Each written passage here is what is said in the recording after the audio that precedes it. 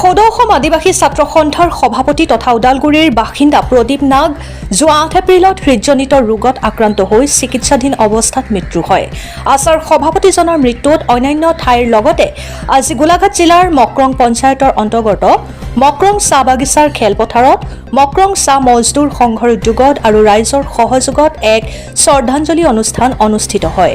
শ্ৰদ্ধাঞ্জলি অনুষ্ঠানত চাহ মজদুৰ সংঘৰ বিষয়ববীয়াসকলে প্ৰয়াত আছাৰ সভাপতিজনৰ জীৱনৰ কৰ্মৰাজি আলোকপাত কৰি ৰাইজক বিস্তৃতভাৱে অৱগত কৰে।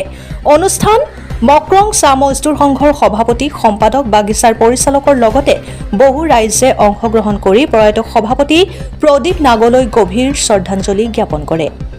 গোলাঘাটৰ পৰা জীৱন গগৈৰ প্ৰতিবেদন, অৰুণোদয় আছাম।